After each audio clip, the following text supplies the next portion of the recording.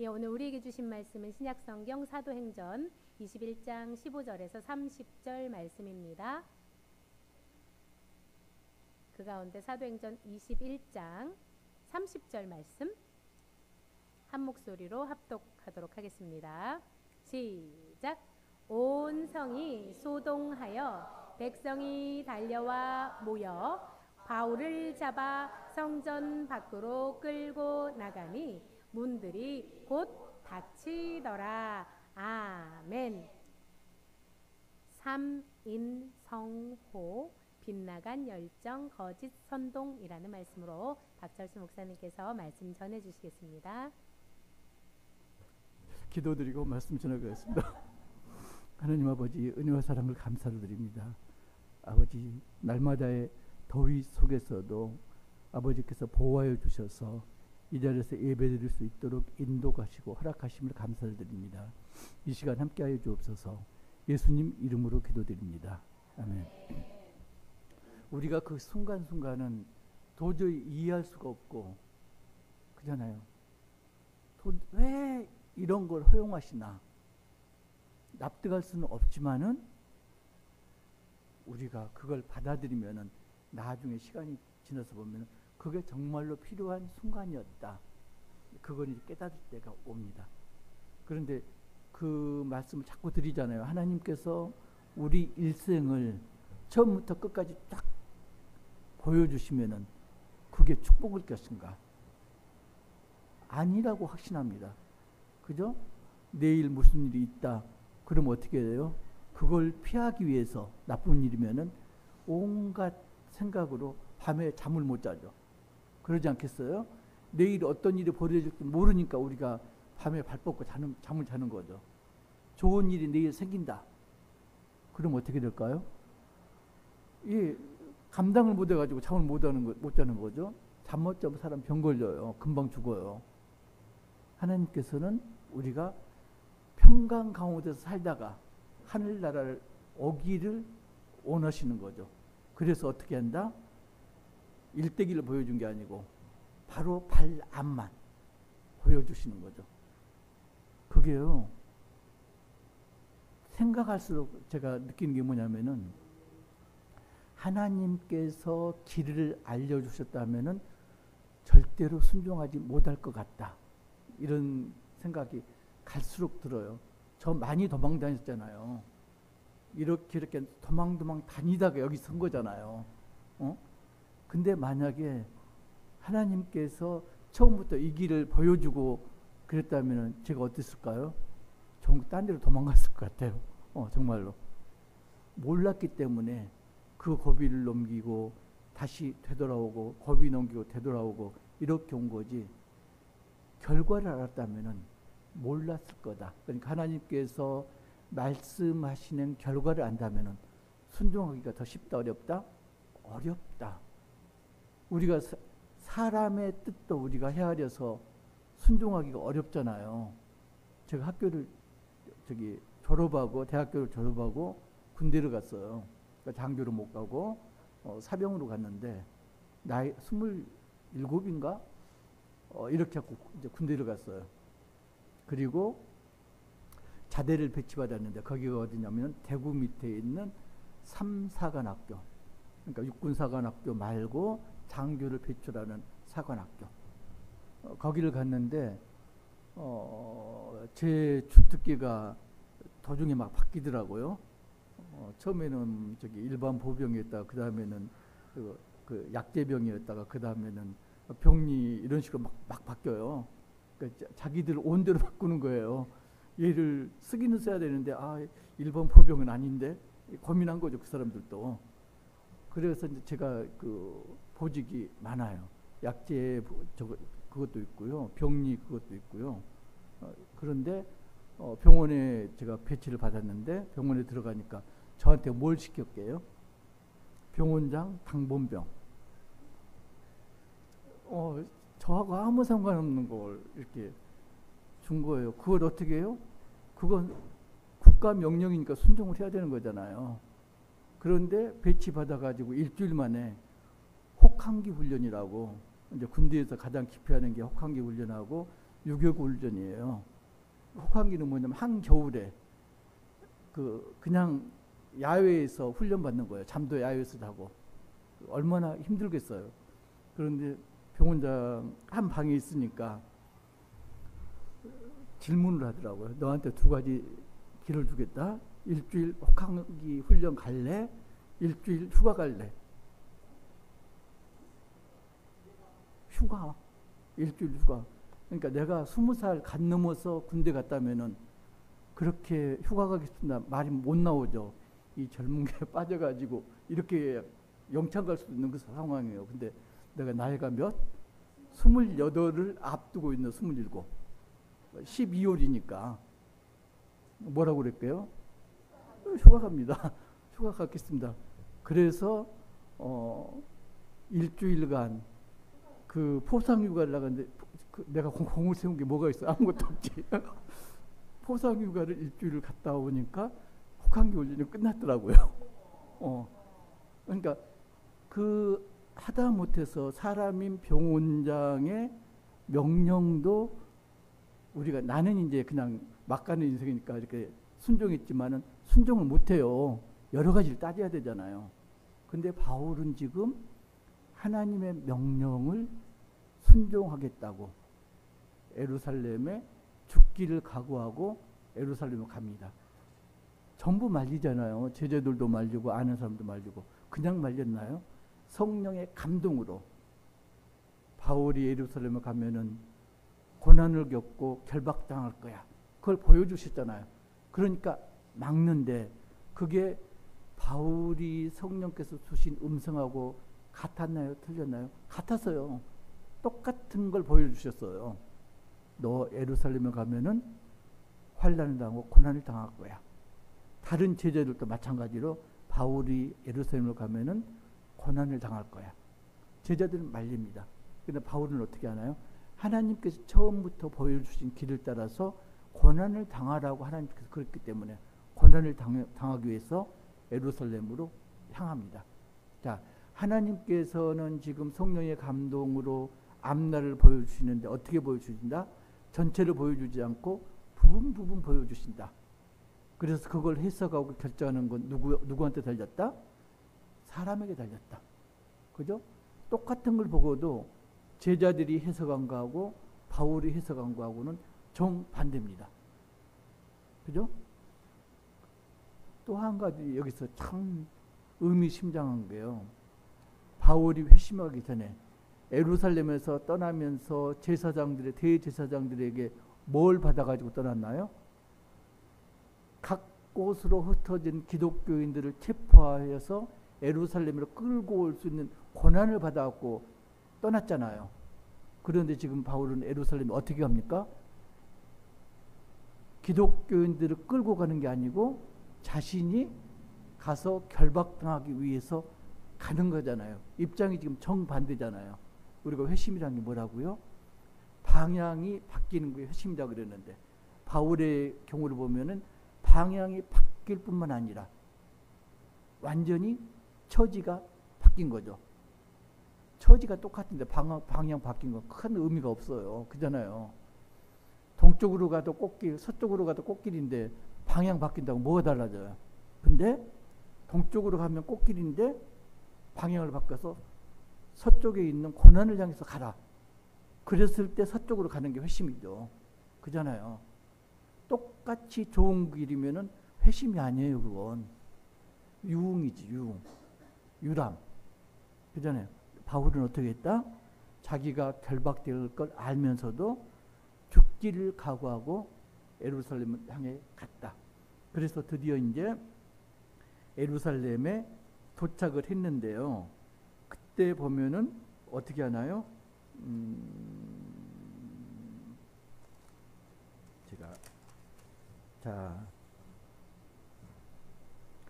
제자들하고 함께 가는데 누구하고 함께 가나요? 가는 사람 한 사람 있는데 21장 15절 보면은 16절에 중간쯤에요. 구브로 사람 나손을 데리고 가니 나손을 데리고 가잖아요. 왜 뜬금없이 제자들하고 같이 가는데 나손이라는 제자 이름이 거론을 낼까요? 성경에서는 사람 이름이 나올 때는 반드시 뜻이 있습니다. 그 사람 이름 나오면은 왜 그런지를 찾아보셔야 돼요. 그냥 한 게 아니거든. 이 나손이라는 사람은 왜 이는 우리가 그의 집에 머물려 함이라. 나손의 집이 어디에 있었다?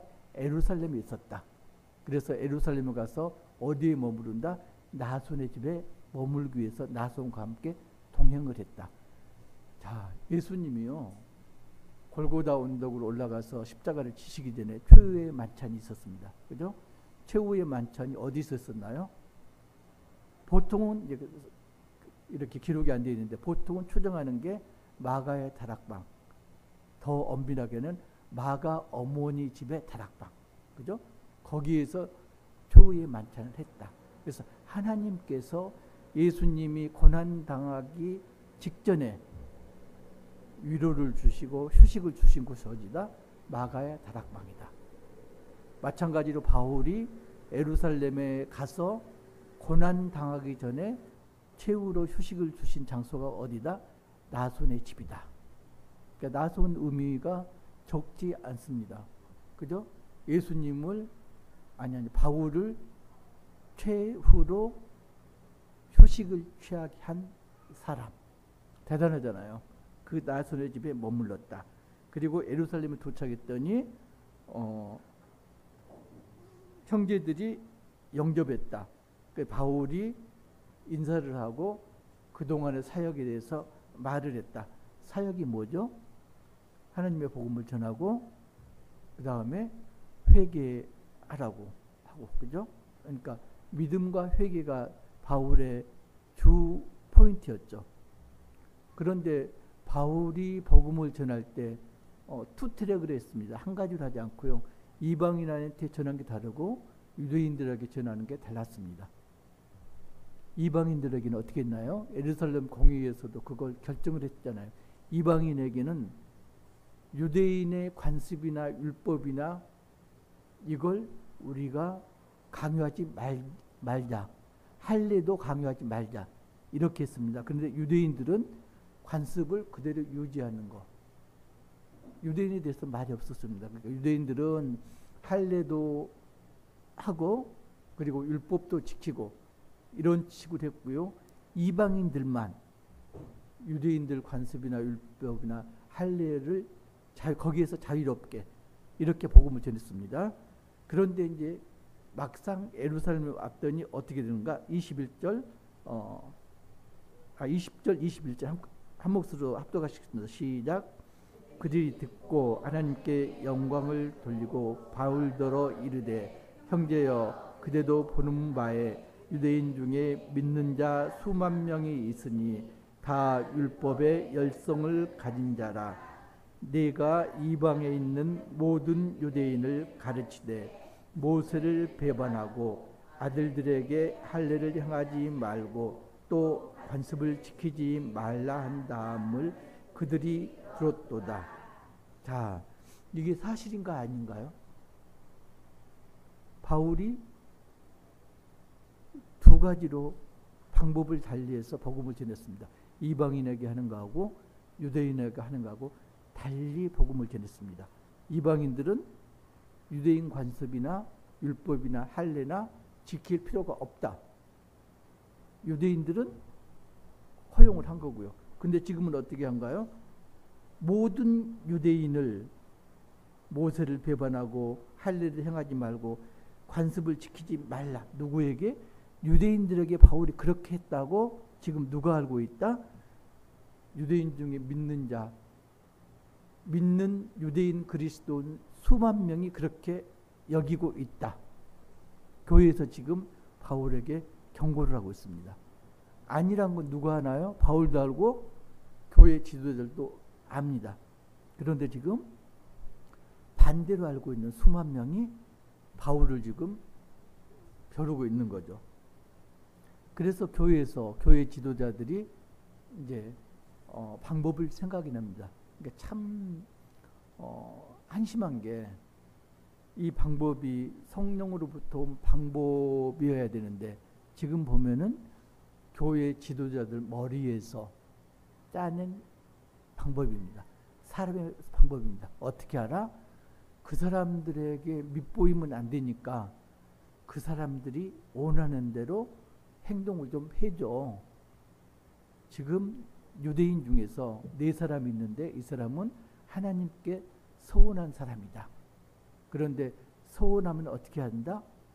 결례를 행해야 되는데 그 결례 기간이 일주일이 걸리고 결례하는데 비용이 필요하다. 그런데 이 사람들이 가난해서 결례를 치를 만한 돈이 없다. 그러니까 바울리가 대신 그 사람들 돈을 지불해 주면은 너를 해코지 하는 사람, 유대인들이 보고 어떻게 한다. 아, 바울이 결례도 인정하고 결례 치를 사람들 돈도 대줬구나. 바울이 우리 편인가벼 이렇게 넘어갈 거 아니냐. 교회 지도자들 지금 이렇게 바울에게 권유를 합니다. 그래서 바울이 그 말을 따릅니다. 그래서 바울이 26절 보면은 이 사람들 데리고 있던 날 그들과 함께 결례를 행하고 성전에 들어가서 각 사람을 위하여 제사 드릴 때까지 결례 기간이 만기된 것을 신고하니라. 일주일이 되어서 야 결례가 이제 끝났습니다.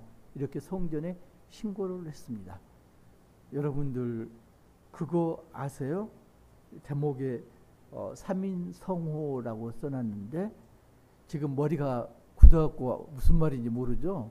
석삼자 사람자 세 사람이 호랑이를 만든다. 그 말은 알잖아요. 그런 말 하면 안 되는데 저기 여자 셋이 모이면 어쩐다 그 말은 알잖아요. 그런 말 하면 잡혀가니까 이제 그 뒤에 있는 이야기 안 하는데 사람이 3명이 모이면은 없는 호랑이도 만들어낸다. 그러니까 전국 시대에 위나라가 있었는데 위나라가 이제 그 태자가 다른 나라에 포로로 잡혀가는데 그걸 혼자 안 가잖아요. 신하 중에 믿을 만한 신하 한 사람이 수행을 하고 가는데 그 신하 이름이 방총이라는 사람이었어요. 방총이 일단 태자를 모시고 포로가 되면은 딴 나라로 끌려가면은 자기가 돌아왔을 때 임금이 자기 자리를 보존해 주리라는 그런 약속을 믿을 수 있을까요? 그동안에 어떻게 될지 모르잖아요. 그래서 방총이 임금에게 이렇게 이야기합니다. 폐하, 만약에 시내에 호랑이가 한 마리 나타났다고 누가 그러면 믿으시겠습니까? 안 믿는다. 그런데 2사람이 그런다면 어떻겠습니까? 그러면은 의심해 볼 만하다. 3사람이 그런다면 어떻게 하십니까? 그럼 믿어야지.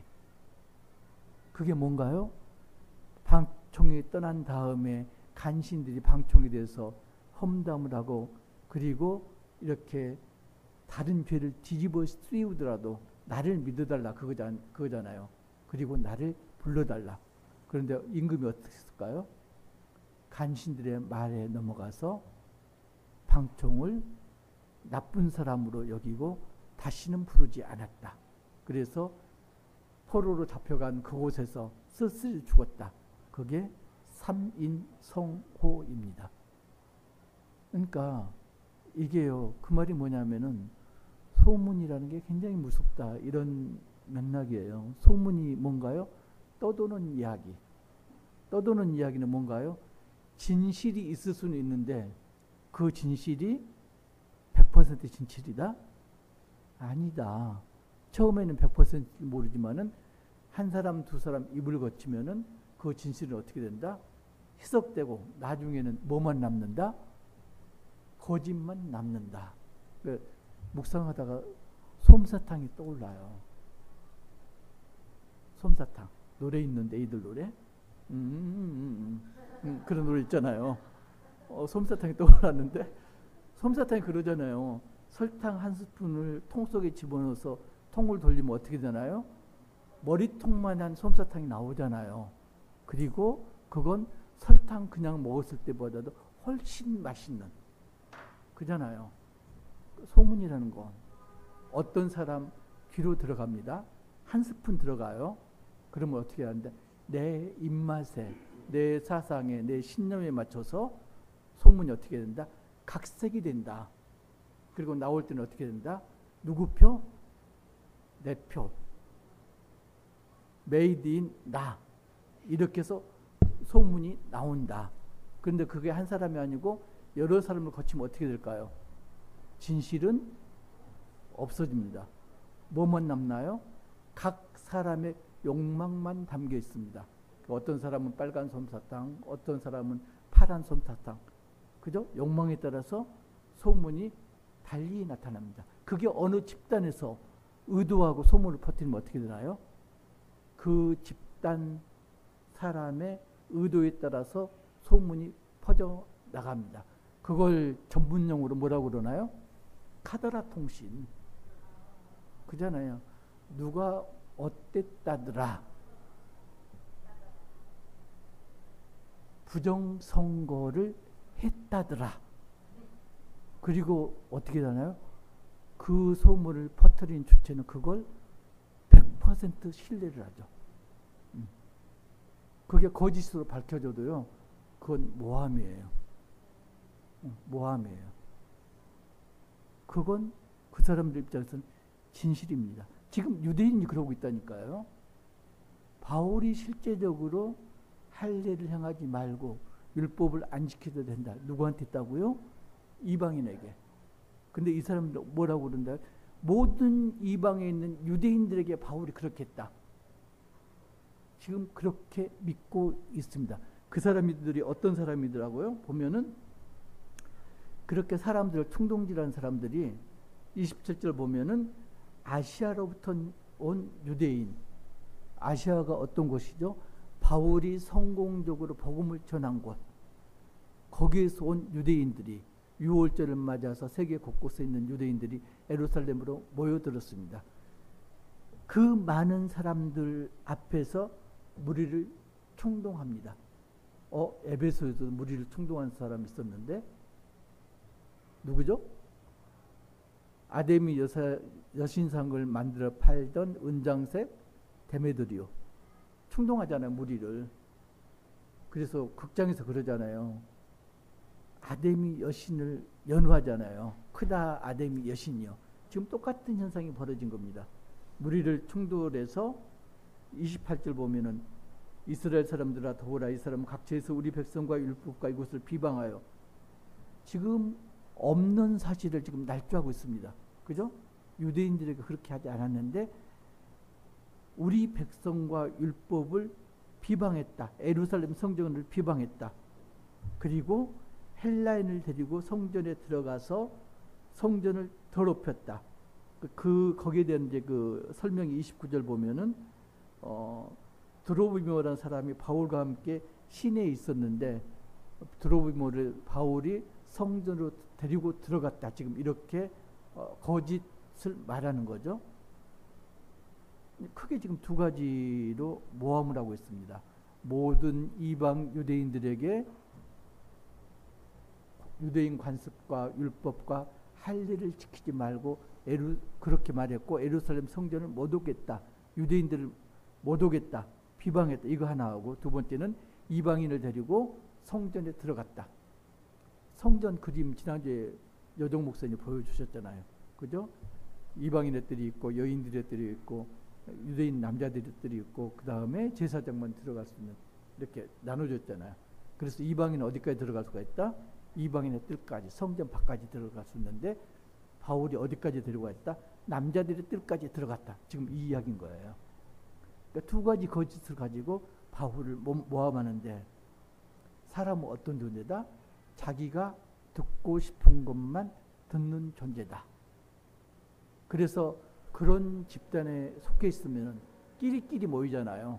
그러면은 자동적으로 똑같이 물이 든다. 선동하는 사람이 바울이 이런 나쁜 짓을 했다 그러니까 무리가 그걸 100% 받아들여가고 동조를 합니다. 그래서 어떻게 하나요? 온 성이 소동했다. 그러니까 소동이란 말이 나쁜 말은 아닌데요. 복음이 어느 곳에 전파되면 반드시 어떻게 된다? 소동이 일어나야 됩니다. 그 지역이 발칵 뒤집혀져야 됩니다. 그게 옳은데 지금 이 소동은 어떤 건가요? 반대 의미의 소동이죠. 그래서 바울을 성전 밖으로 끌고 나가니, 왜 성전 밖으로 끌고 나갔을까요? 성전에는 죄인이 있으면 된다, 안 된다? 안 된다. 유대인 입장에서는 바울이 죄인이기 때문에 성전을 더럽히면 안 되기 때문에 성전 밖으로 끌고 나갔다. 그리고 정말로 의미심장한 말, 누가 굉장히 머리를 많이, 아니야, 그러면 안 되지. 성령께서 누가의 감동을 주신 거죠. 성전 밖으로 끌고 나가니 문들이 곧 닫히더라. 성전 문이 닫혔습니다. 그러니까 어떤 말인가요? 문이 닫혔다. 그 이야기는 이제 이렇게 확대 해석할 수 있습니다. 유대인들의 마음 문이 닫혔다.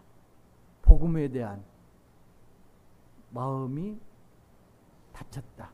유대인들은 더 이상 복음을 받아들이지 않는다. 그 성호삼인하고 비슷한 이야기가요. 정삼살인이라는 말이 있어요. 정삼살인. 정삼이 살인을 했다. 어느 날 정삼이 굉장히 효자였대요. 근데 어느 날 어떤 사람이 와서 정삼 어머니한테 이야기를 합니다. 당신 아들 정삼이 사람을 죽였어요. 어머니가 믿을까요?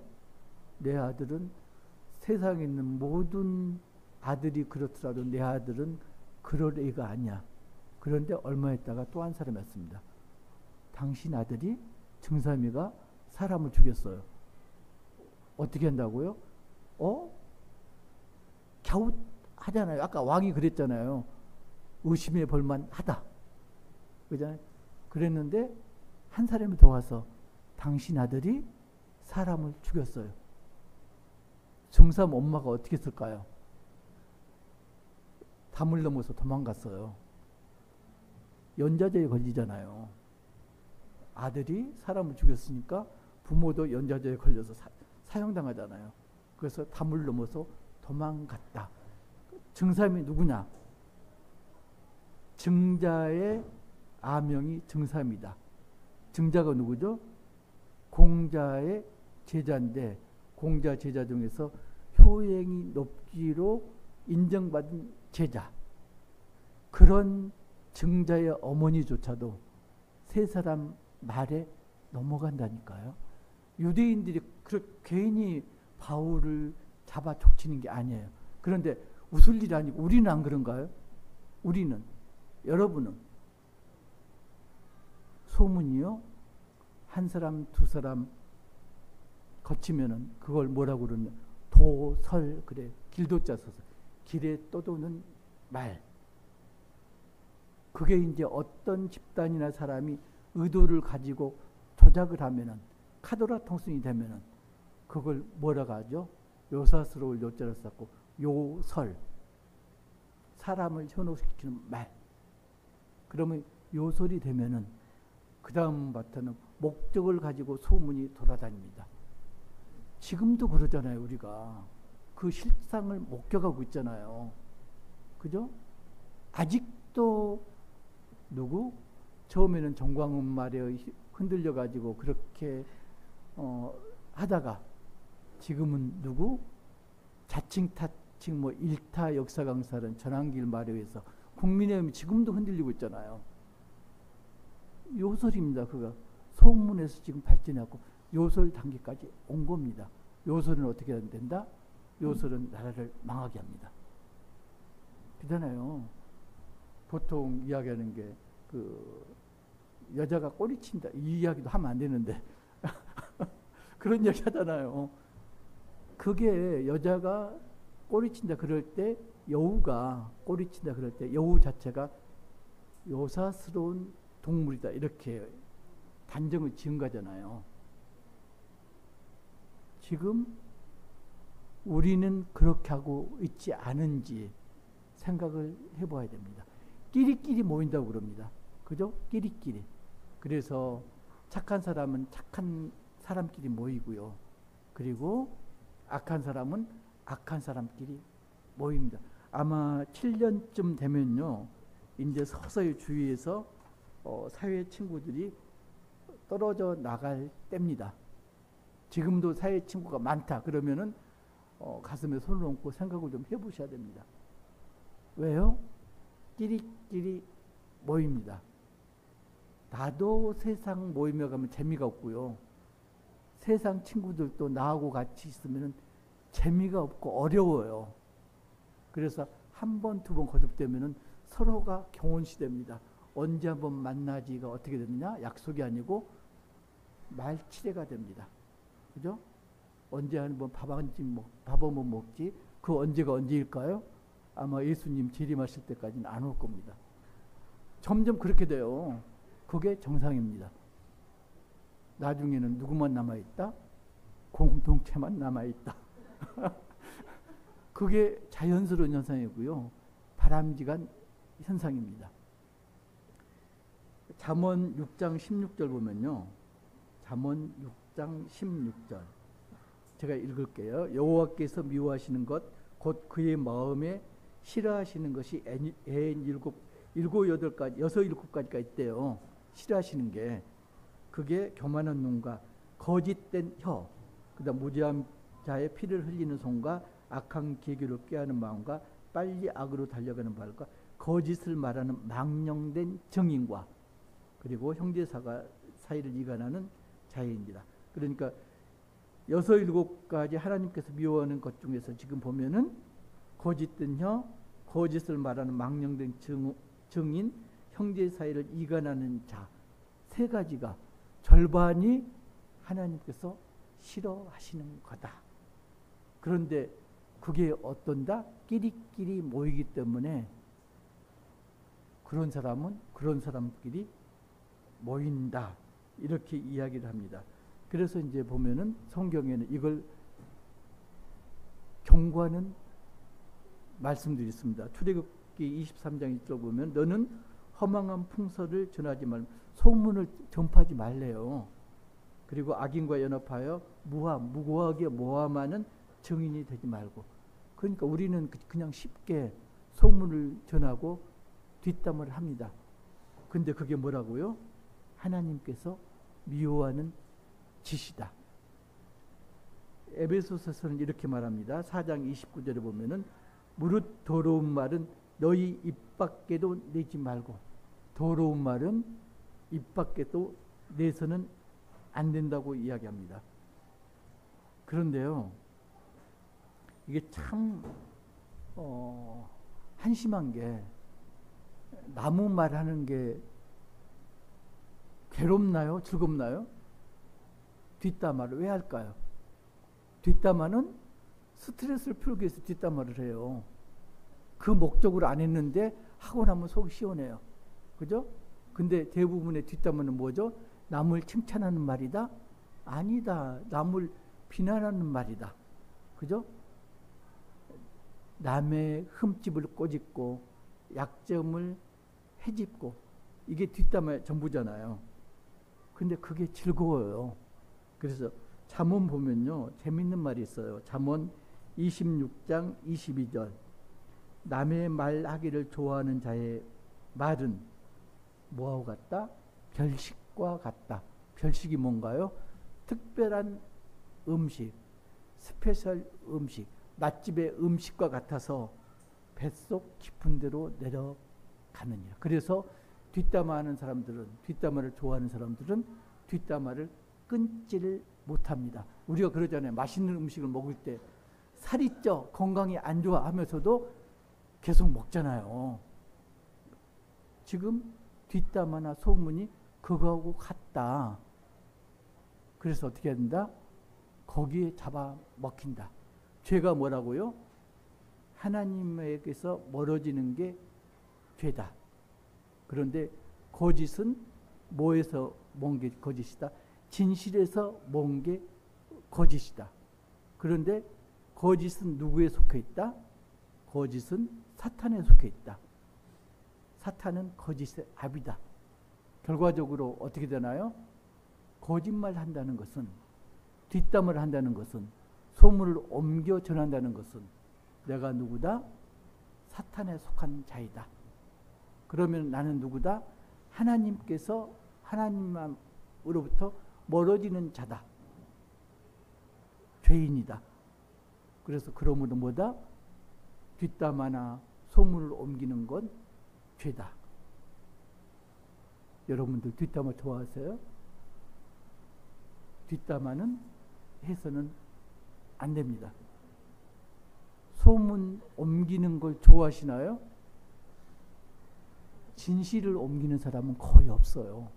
전부 거기에 자기의 욕망을 담습니다. 하나님께서는 그걸 싫어하신다. 어떻게 해야 될까요? 바울이 유대인들이 모함하고 그리고 해코지하는데도 불구하고 어떻게 하나요? 유대인들이 하는 걸 그대로 당합니다. 고난을 당하고 결박을 당합니다. 왜 그랬을까요? 그 사람들이 하는 게 뭐다? 죄이기 때문에, 하나님께서 미워하는 행동이기 때문에 바울은 그 사람들을 구원하기 위해서 결박을 당하는 거죠. 그러잖아요. 감옥에 갔는데 그런 간증 못 보셨어요? 무고를 당해갖고 감옥에 갇혔는데 감옥에서 전도를 하는 사람 있잖아요. 그러면은 하나님께서 왜 무고당해서 감옥에 갇히게 하셨다? 이 사람을 전도하기 위해서. 그러니까 하나님의 뜻은 알 수가 없는 거예요. 나는 무고를 당해서 감옥에 갇혔는데 나한테 복음을 전해드린 이 사람은 구원을 받는 거잖아요. 내 무고하고 이 사람의 구원하고 하나님께서는 어떤 걸 더 귀히 여기신다? 구원받는 걸 더 귀히 여기시는 거죠. 그래서 유대인의 구원을 위해서 바울이 바울을 대적하는 유대인들에게 결박을 당하는 거죠. 우리는 어떻게 해야 된다고요? 나를 미워하고 나를 모함하는 자에게 어떻게 해야 된다고? 대적한다? 대적하지 않는다. 그 사람은 어떤 목적으로 나한테 붙여주셨다? 하나님께서 구원시키라고 붙여준 사람이다. 어떻게 해야 된다? 내가 고난을 당해야 된다. 그 지민자매 시어머님이 고난을 준다면 그 고난을 피하려고 하지 말고 당해야죠. 그러면은 지민자매 시어머니에게 뭐가 임한다? 구원이 임한다. 그런 여러분 되시기를 주님의 이름으로 축복합니다.